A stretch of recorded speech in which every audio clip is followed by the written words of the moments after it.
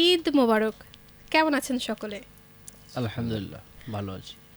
ঈদের এই দিনটাতে সবাই ভালো আছেন এমনটাই প্রত্যাশা করছি। আর বরাবরের মতো ঈদুল আজহা উপলক্ষে বিশেষ অনুষ্ঠান আমাদের শ্রোতাদের অংশগ্রহণে তোমার জন্য আয়োজন নিয়ে মেঘলা আপনার সাথে। আপনিও কি যুক্ত হয়েছেন নাকি ঈদের সারাদিনের ব্যস্ততার পর একটু ঘুম ঘুম ভাব?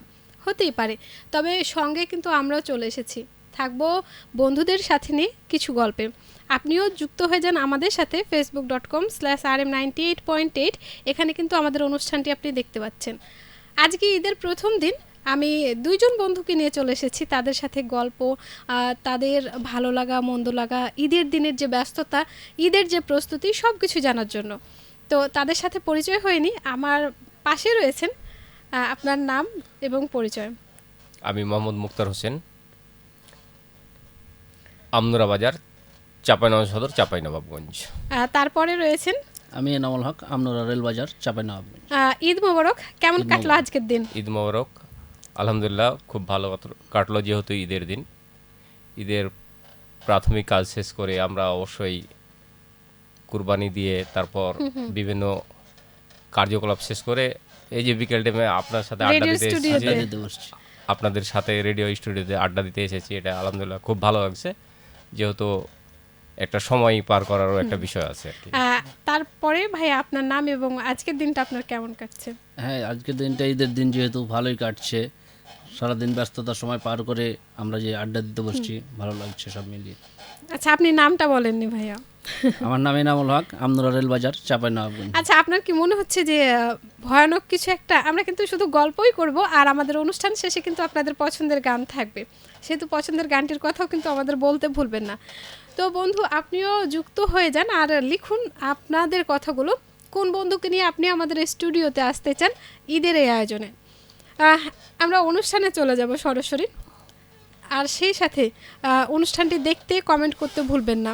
যদিও ঈদের সময় একটা চিন্তা থাকে যে ঈদের দিন যাতে কোনো ধরনের আবহাওয়াজনিত সমস্যাটা না হয়, এবারও কি সেই ভয়টা ছিল? কারণ কুরবানির ঈদ বলে কথা। আসলেই চলছে এখন বাংলাতে যে অবস্থান, আমাদের জ্যৈষ্ঠ মাস চলছে, সেই হিসেবে একটা আবহাওয়াজনিত কারণ সময় ভয় থাকে এই সময়, যেরকম কিছুটা হয়তো বর্ষাকালীনের মতো মাঝে মাঝে বৃষ্টির সম্ভাবনা থাকে এবং দেখা যায় মাঝে মাঝে ঝড়ও আসতে পারে, এরকম সম্ভাবনা। তবে হয়তোবা এবারকার ভালো কাটলো আলহামদুলিল্লাহ, মোটামুটিভাবে কোনো আবহাওয়াই খারাপ হয়নি, বৈরী আবহাওয়া নাই আমাদের, বিধায় সব দিক দিয়ে আলহামদুলিল্লাহ খারাপ বলা যায় না। আপনার কি চিন্তা ছিল নাকি ভালো লাগা ছিল এনামুল হক? চিন্তা ভাবনা মোটামুটি যেভাবে ছিল সেভাবে ঈদ পালন করলাম, কুরবানি দেওয়ার ইচ্ছা ছিল, দিলাম। তারপরে যে আসছি, ভালো লাগছে, গল্প করছি। দেখেন, রোজার ঈদে আমরা 1 মাস শ্যাম সাধনা করি, তারপরে হচ্ছে রোজার ঈদে আসে, কিন্তু কুরবানির ঈদে হয় কি, কুরবানি কেনা। ঈদুল আজহা মানে কোরবানি দেয়া, কোরবানি কেনা। এই প্রস্তুতিটা কিভাবে নিয়েছেন? কতদিনের প্রস্তুতি ছিল একটু যদি বলতেন আমাদের। আসলে কুরবানির প্রস্তুতি এরকমই হয়, সেটা হচ্ছে এক কুরবানি গেলে পরবর্তী কুরবানির জন্য মোটামুটিভাবে একটা প্রস্তুতি থাকে। কারণ হচ্ছে এরকম কি যে হয়তো একটা ছাগল কিনে রাখা হয় বা 2টা খাসি কিনে রাখা হয়, অথবা পরবর্তী যেন আমার টাকা সংকটের কারণ না ঘটে, এই কারণে কিছু প্রস্তুতিমূলক প্রথম থেকে হয়তো একটা অবস্থান থাকে।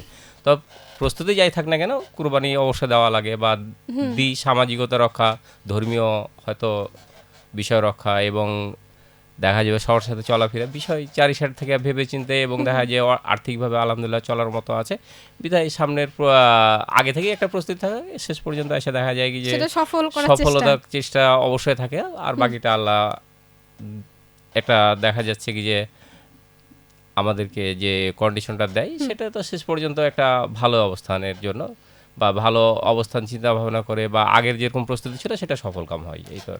এনামুল হক, আপনি কি বলবেন যে কোরবানির প্রস্তুতিটা বা ঈদের দিনের যে প্রস্তুতি? কারণ সেদিন অনেক কাজ থাকে। রোজার ঈদে নামাজ পড়ার পরে খাওয়া দাওয়া, তারপর আপনি ঘুরতে বের হতে পারেন। নামাজের পরে খাওয়া দাওয়া, তারপরে কুরবানি নিয়ে যে ছাগল কাটা, গরু কাটা, এই সব নিয়ে ব্যস্ততা শেষ করার পরে মানে বিকাল টাইমটাই তো, এই টাইমে ফ্রি থাকা হয় এই আর কি।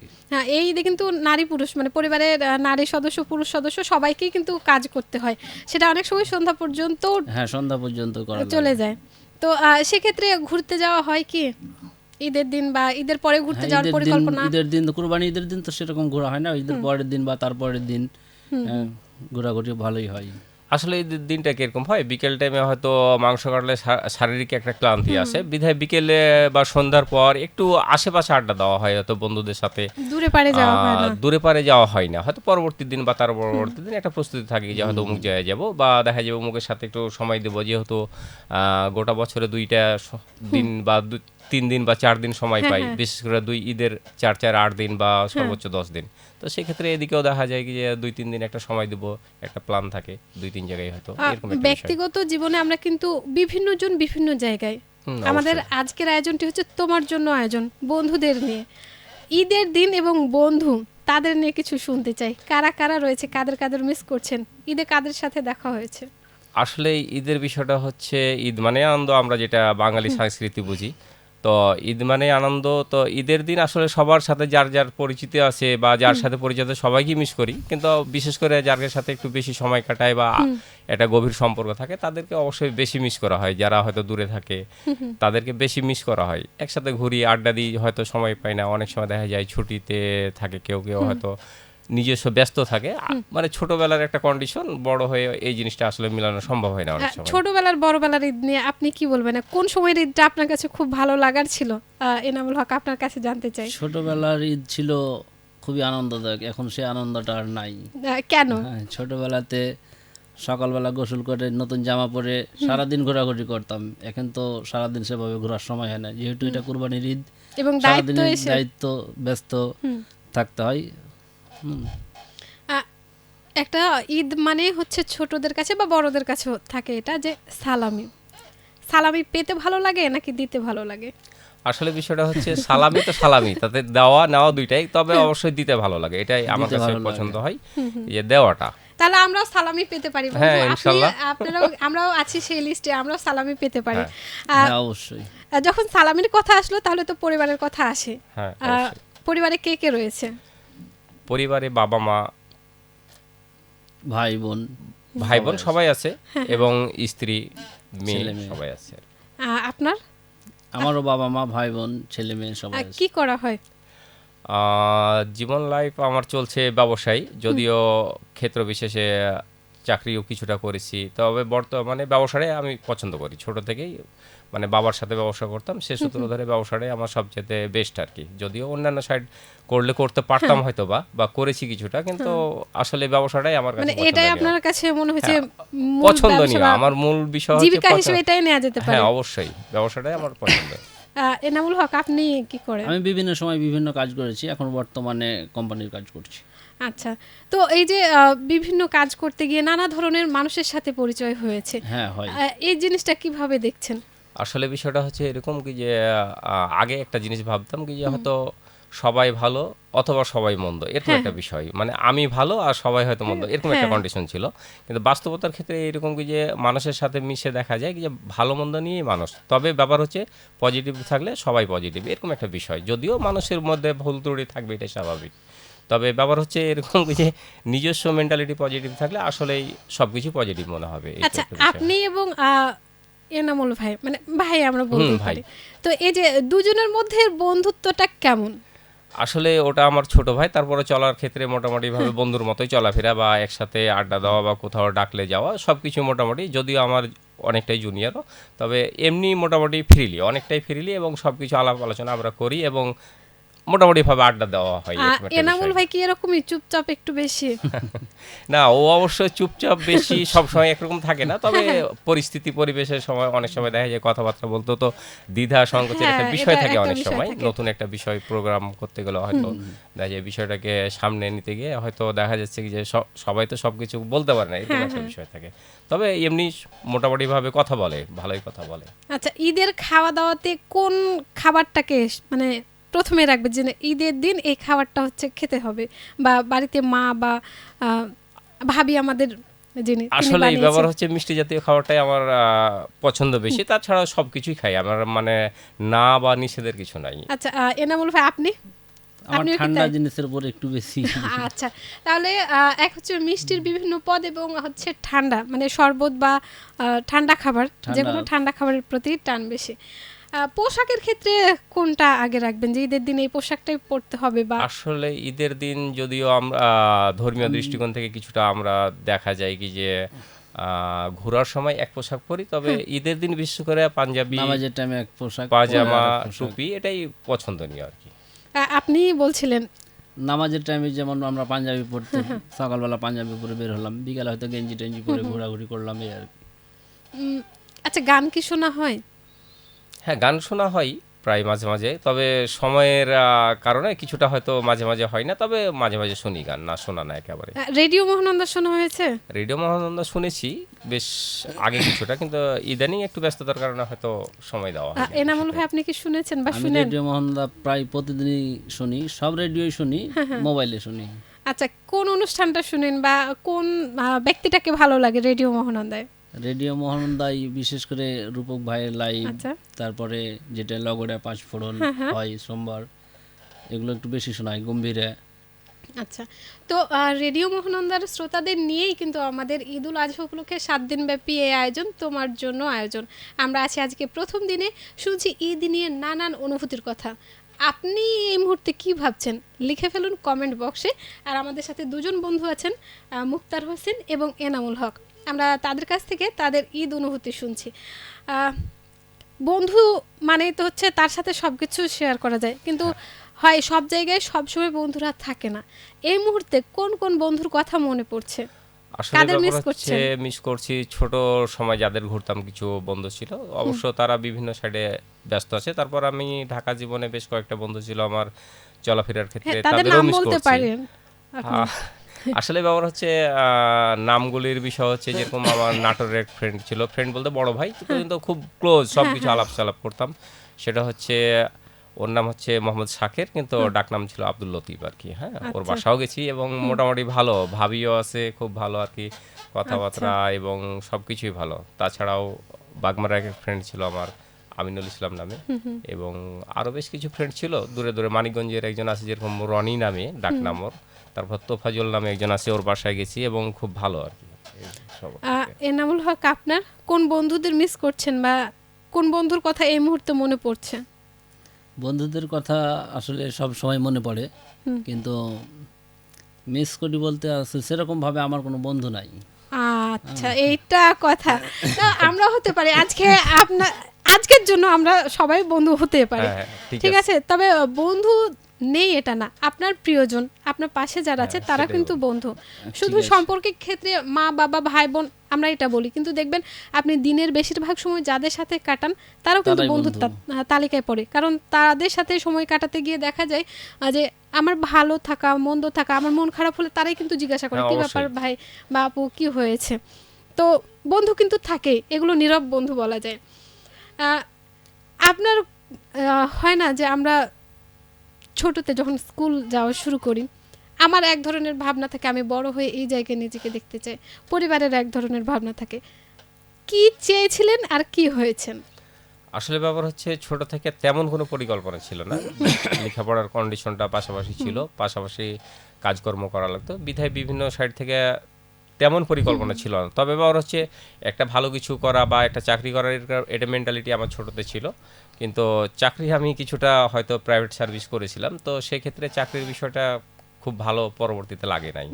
তবে ব্যবসার প্রতি লেখাপড়া যদিও করেছি আমি, তবে ব্যবসাটাকে আমার খুব পছন্দ হয় সেই আচ্ছা, দৃষ্টিকোণ নিজ থেকে। স্বাধীন একটা হ্যাঁ, নিজ পেশা। স্বাধীন, ইচ্ছে হলে করলাম, না হলে করলাম না, বাড়তি টেনশন নাই। তারপরেও ব্যবসা এমন একটা বিষয় কি যে আপনার ইচ্ছে না হলে যে করবেন না এমনটি হলে, কিছু কিছু ব্যবসা আছে যেটা আপনাকে বাধ্যতামূলক থাকা লাগবে, না হলে থাকা লাগবে, সময় দেয়া আপনার লাগবে। ক্লায়েন্ট বা আপনার যেটা হচ্ছে কাস্টমার, কাস্টমার, সেক্ষেত্রে গ্রাহক। আপনার দেখা যাবে প্রবলেম হয় সেক্ষেত্রে ব্যবসায়। এই কারণে এনামুল হক, আপনি কি হতে চেয়েছিলেন আর কি হয়েছেন, নাকি কিছু হওয়ার পরিকল্পনা ভবিষ্যতে আছে? সেরকমভাবে কোনো পরিকল্পনা ছিল না, ব্যবসা বাণিজ্য করব, হ্যাঁ, এরকমই ছিল। বর্তমানে যা করছি আলহামদুলিল্লাহ ভালো আছি।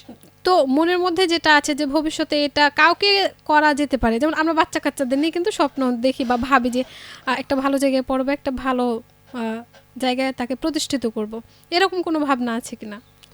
আসলে ব্যাপারটা হচ্ছে এরকম কি যে প্রতিষ্ঠিত বিষয়টা একটা ভিন্নতা আছে। অনেক সময় দেখা যায় কি যে লেখাপড়া করলেই যে ও ভালো প্রতিষ্ঠিত হবে এমনটি কিন্তু বাংলাদেশের প্রেক্ষাপটে খুব শর্ট আপ বিধায় দেখা যায় লেখাপড়া করবে, পাশাপাশি হয়তো ও কোনো কাজ শিখে রাখলো, অত দেখা গেল সেই ক্ষেত্রে মানে দেখা একটা ব্যাকআপ সাইড থাকে।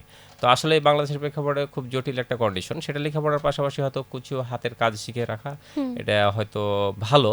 তবে আমার ফ্যামিলির কন্ডিশনটা এরকম, আমি হয়তো চেষ্টা করব কি যে ভালো একটা লেখাপড়া করে ভালো একটা চাকরি দেওয়ার, কিন্তু যদি না হয় সেক্ষেত্রে দেখা গেল যে হয়তো ভালো একটা কিছু করে যেন সে যেন আত্মনির্ভরশীল হতে পারে, ভালো কিছু একাই একাই যেন করতে পারে, সেটাই এরকম আমার মেন্টালিটি আর কি। আপনি কি ভাবছেন? আমার তো সেরকম মানে আপনি চুপচাপ নিজের 4-5টাকে নিয়েই আপনি ভাবছেন। সমস্যা নেই, আমরা সেখানে মাঝে মধ্যে উকি দিতে আসব। আমাদের ঈদের আয়োজন, কথা হচ্ছে ঈদ নিয়ে বন্ধুদের সাথে। আচ্ছা, হয় যে ঈদে যাই হোক না কেন, কুরবানি ঈদ হোক বা হচ্ছে ঈদুল আজহা বা ঈদুল ফিতর হোক, সেখানে একটা বিষয় থাকে কেনাকাটা। সেটা কিন্তু পোশাক কেনাকাটার ক্ষেত্রে, জুতা স্যান্ডেল কেনাকাটার ক্ষেত্রে বা কুরবানি কেনার ক্ষেত্রে কোন জায়গাটাতে একটু বেশি সময় নেন? আসলে ব্যাপার হচ্ছে কেনাকাটাতে প্রতিটা ক্ষেত্রেই সময় লাগে, কেননা চয়েসের প্রয়োজন আছে, দামের প্রয়োজন আছে, আবার দেখা যাচ্ছে এরকম কি যে ফিটিং এর প্রয়োজন আছে, বিধায় দেখা যাচ্ছে প্রতিটা ক্ষেত্রেই সময় প্রয়োজন আছে। তো আসলেই দেখা যাচ্ছে চয়েসটাই হচ্ছে মূল ফ্যাক্ট থাকে একটা বিষয়, যে সেক্ষেত্রে একটু সময় লাগে চয়েস করতে, এরকম একটা বিষয়। কাকে সঙ্গে নিয়ে গেলে মনে হয় যে ঠিক আছে, চয়েসটা তাড়াতাড়ি হবে বা দামে স্বাচ্ছন্দ্য বোধ হবে, এরকম কিন্তু থাকে? অবশ্যই থাকে। তবে ব্যাপার হচ্ছে কি যে বাজারে গিয়ে প্রচুর ঘোরা লাগে, এই যে পছন্দ হয় না, তাই এটা একটা জটিল অবস্থা।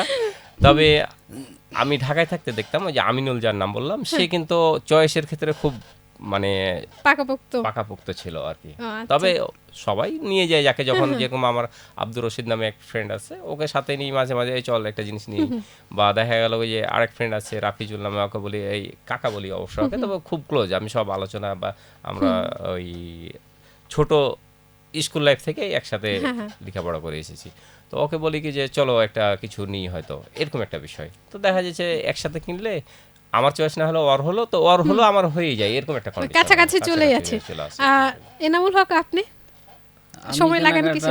সময় বেশি নিই না, আমি কেনাকাটা যেটা কিনবো মনে করি, যেদিন মনে করি সেদিনই কিনে ফেলি। মানে কোনো মানে একটু দেখে শুনে একটু সময় নিয়ে ঘুরে এরকম ভাবেই করা হয় না যে এটা কিনবো, একটু 5টা দেখে কিনবো, আমার একটা ভালো লাগলো ওটা। নিজের জন্য তো নিলেন, কিন্তু পরিবারের জন্য নিতে গেলে যখন ভাবি থাকে, হ্যাঁ পরিবারের জন্য কিনি, আমি সেভাবে কিনি, আমার পছন্দ মতো কিনি, সেটা তাদেরও পছন্দ হয়ে যায়। তাহলে বলা যায় যে পছন্দটা অনেক চমৎকার। যখন শুনছেন এবং দেখছেন আমাদের তোমার জন্য আয়োজন অনুষ্ঠানটি, লিখুন আপনার মজার সে অভিজ্ঞতাগুলো। আমাদের সাথে দুজন বন্ধু আছে, আমিও কিন্তু আছি এ পাশে।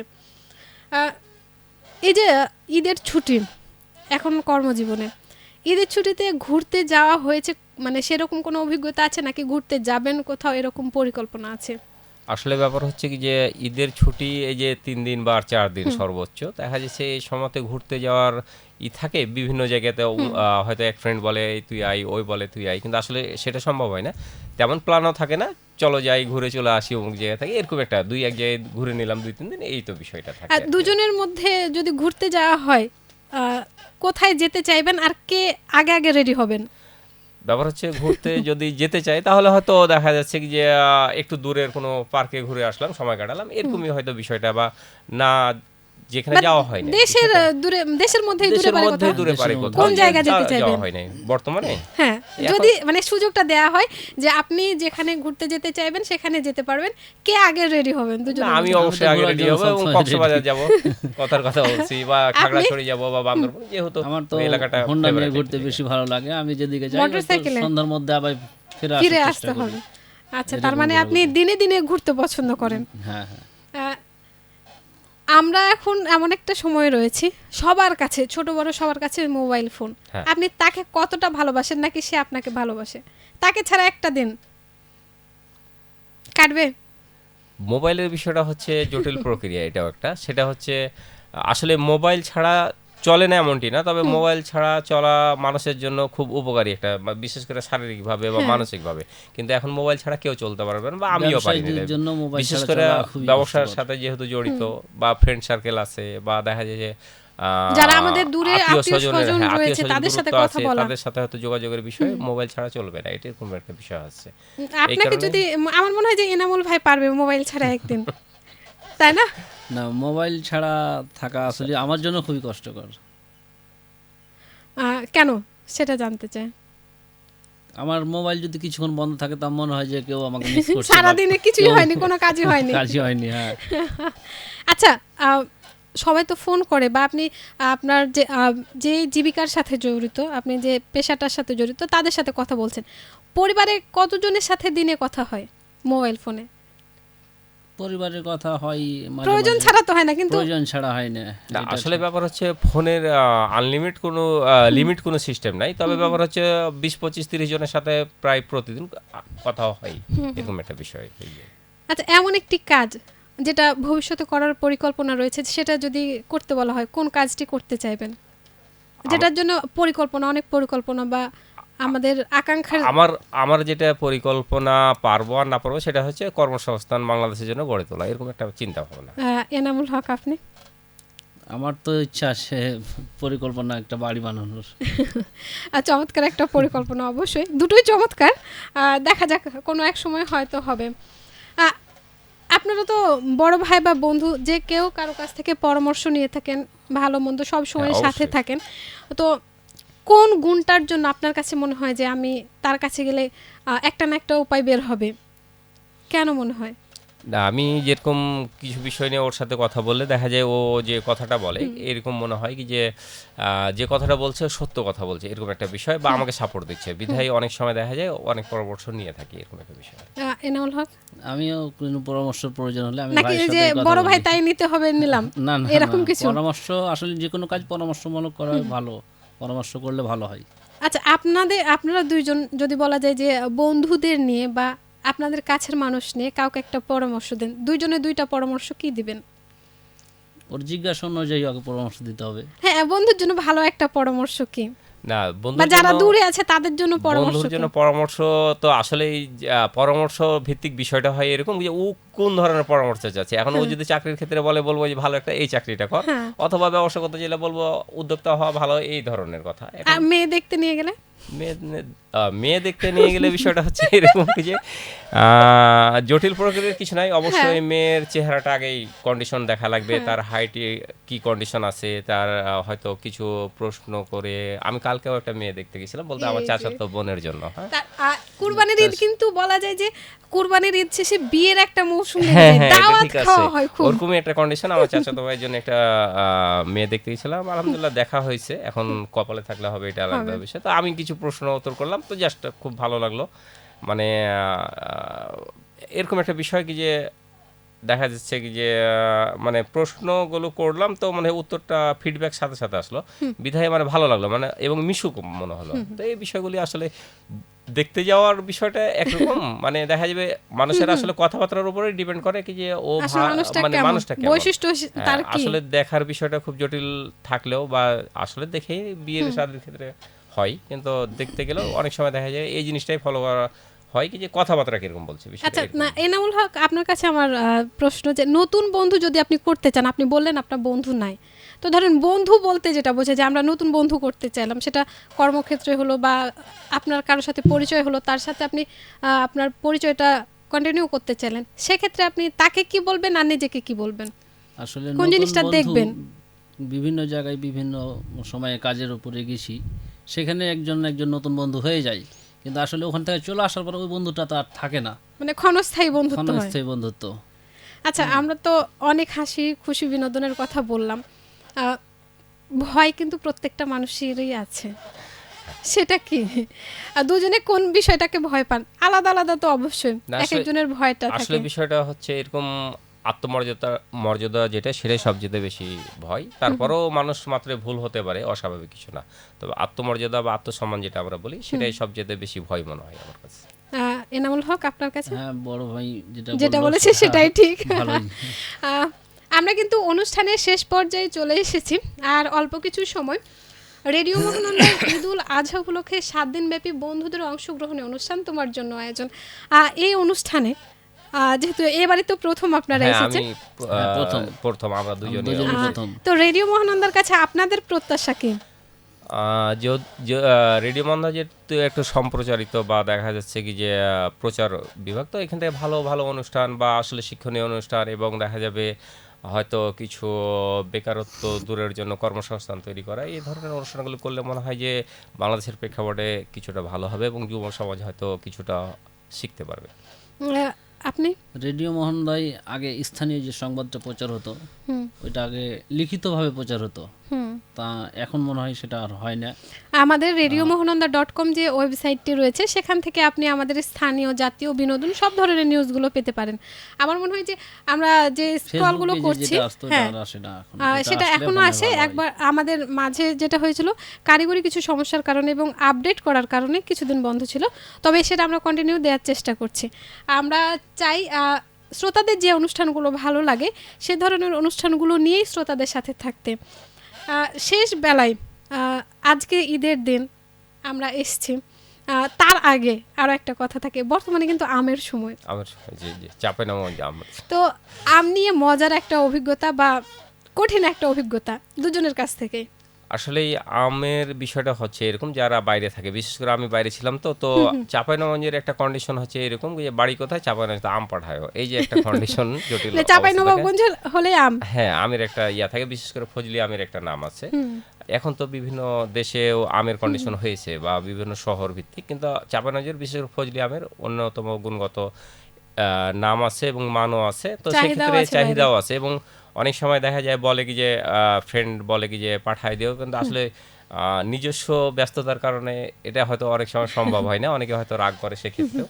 তো আসলে এটা একটা খারাপও লাগে যখন কেউ চায় বা দিতে পারি না পরিস্থিতির কারণে, সেই কারণে দেখা যাচ্ছে কি যে একটা জটিলতা তৈরি হয় বা নিজের মানসিকভাবেও কষ্ট পাই এখানে। তবে ঈদ উপলক্ষে যারা বাসায় এবার এসেছেন তারা নিশ্চয়ই আম খেয়ে যাবেন এমন একটা, এমন একটা কিন্তু প্রত্যাশা রয়েছে। তাই যদি বেড়াতে চান চলে আসতে পারেন চট করে।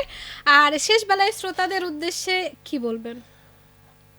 আজকে যেহেতু ঈদের বিকেল, সামনের দিনগুলো অবশ্যই সবার শুভ হোক এবং সবাই ভালোভাবে ঈদের দিনগুলি থেকে সামনের দিনগুলি যেন ভালো পার করে এবং সম্প্রচারিত আপনাদের যে প্রোগ্রাম সেগুলি যেন ভালো কিছু কন্ডিশন নিয়ে বা এভাবেই শ্রোতারা ভালো থাকে এবং শ্রোতারা যেন সবসময় এটা আপনাদের পজিটিভলি, মানে আপনারা যে পজিটিভলি হয়তো সম্প্রচার করে থাকেন, সেই বিষয়টাই অবশ্য মাথায় রেখে আমি বলবো যে আপনারাও যেহেতু শ্রোতাদের মুগ্ধ করেন, তারাও যেন আপনাদেরকে সাপোর্ট করে। এনামুল হক, আপনি কি বলবেন? ঈদের দিন বা ঈদের পরের দিন যারা ছুটি কাটায়, ছুটি কাটানোর পরে যে আবার কর্মস্থানে ফিরে যায়, তারা যেন তাড়াহুড়া না করে, ঠান্ডা মাথায় আবার নিজের কর্মস্থলে ফিরে যায়। হ্যাঁ, তারা যেন ভালো থাকে, ভালোভাবে যায়, ঈদের ছুটি যেন সবার ভালো কাটে, এ প্রত্যাশা। আমরা আমাদের অনুষ্ঠানটি শেষ করব। শেষ করার পরে আপনাদের কোন গানটি আপনারা শুনতে চান বন্ধুদের জন্য? আসলে এই গানের বিষয়গুলি তো এখনকার অনেক গান অনেকের পছন্দ, তবে ব্যাপার হচ্ছে আমি পুরাতন একটা গান শোনালে ভালো হবে। অ্যান্ড্রু কিশোরের একটা গান। গানের নাম? গানের নাম তাই তো, যে কোনো একটা শোনালেই হবে অ্যান্ড্রু কিশোরের গান। আচ্ছা, তাহলে আমাদের অনুষ্ঠানটি শেষে বন্ধুর পছন্দে অ্যান্ড্রু কিশোরের কণ্ঠে একটি চমৎকার গান আমরা রেখে যাব। আর আমরা শেষ পর্যায়ে চলে এসেছি। এতক্ষণ শুনলেন ঈদুল আজহা উপলক্ষে রেডিও মহানন্দা শ্রোতাদের নিয়ে অনুষ্ঠান তোমার জন্য আয়োজন।